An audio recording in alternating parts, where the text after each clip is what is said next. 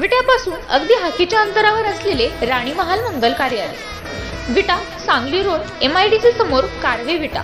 प्रशस्त हॉल, प्रशस्त जेवण हॉल, पार्किंगची सोय, लग्न, साखरपुडा, डोहाळे जेवण, बारसे, मुंज, वाढदिवस, कॉन्फरन्स मीटिंग. एक वेळ अवश्य भेट द्या. आमचा मोबाईल नंबर अरुण पवार 9840 33 59 93 94 03 73 39 16.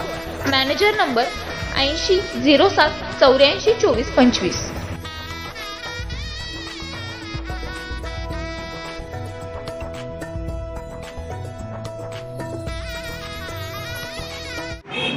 नमस्कार, मी राजकुमार विष्णू यादव, कंपोस्ट नगर नागेवाडी. मी नागेवाडी गावचा असून मी आमदार अनिलभाऊ बाबर यांच्या कट्टर कार्यकर्ते असताना मी शिवसेनेचा कार्यकर्ते होतो. पण चंद्रहार पाटील, डबल महाराष्ट्र केसरी चंद्रहार पाटील यांच्या कार्यकर्ते अनिलभाऊचा कार्यकर्ते होता. पण अनिलभाऊ ह्यांना सांगितलं होतं, त्या अनिलभाऊने त्या चंद्रहार पाटलाला काय सांगितलं, चंद्रहार पाटील तुला खासदारकी व्हायचं असेल तर मी कुठंतरी शोधून काढतो, तुला खासदार व्हायचं असेल मी तुला पाठिंबा ताकद देणार. पण शिवाय आमदार अनिलभाऊ बाबर यांचं निधन झाले. पण आमदार अनिलभाऊ बाबर म्हणजे देवाला बदल, म्हणजे आमचं आमदार अनिलभाऊ बाबर वारल्याबद्दल आम्हाला कसं तर वाटतंय. पण आम्हाला अनिलभाऊ नाही, आमचं कट्टर कार्यकर्ते अनिलभाऊ बाबर आमच्या आमदार अनिलभाऊ बाबर हे आमचे दैवत आहे.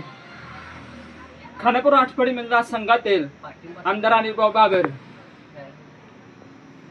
आणि त्यांच्या जागेवर उभं राहणारं यांचा मुलगा सुहासभाई बाबर, अमोलदादा बाबर त्यांच्या एकनाथ शिंदेच्या गटात बाजूला आहे, म्हणजे एकनाथ शिंदेच्या गटात आहे शिवसेनेच्या.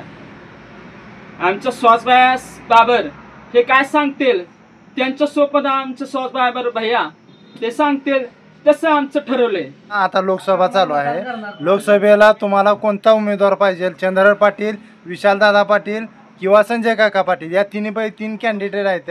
यापैकी तुम्हाला कोणता चेहरा हवा वाटतोय? चंद्रहार पाटील. म्हणजे तुम्ही चंद्रहार पाटील यांना खासदार बनवणार? आम्हाला चंद्रहार पाटील की लोक म्हणतात की खानापूर तालुक्यात लोक बोलतात की Bharatiya Janata party, Bhajpa gas petrol हे वाढवलं आहे.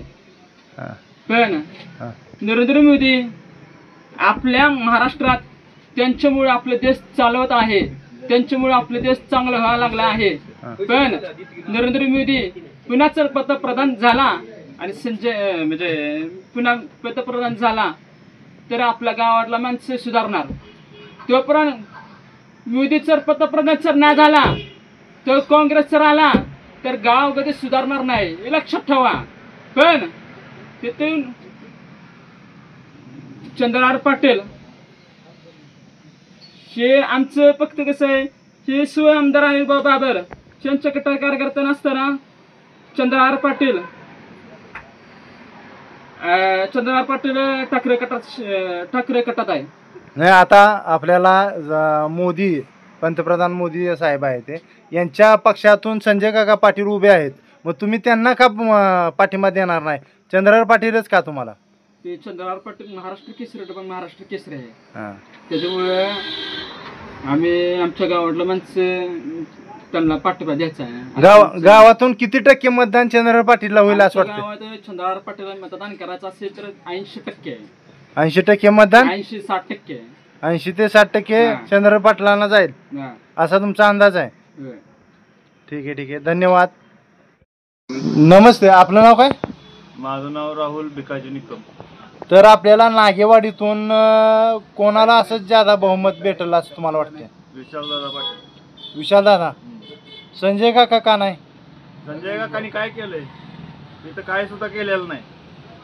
एवढे वर्ष 10 वर्ष झाले त्यांच्याकडे सत्ता होती, त्यांनी काय केलंय? आता फक्त एकच माणूस आला पाहिजे, एकच विशालदादा. विशालदादा. विशालदादालाच आम्ही मतदान करणार. चंद्रराव पाटील आहेत, संजय काका नाही चंद्रराव त्याच्या पाटील आत्ताच रिंगणात उतरले, ते अजून त्यांना काय माहिती आहे का? पण हे माणूस अनुभवी आहे, हे माणूस आपल्यासाठी काय पण करणार.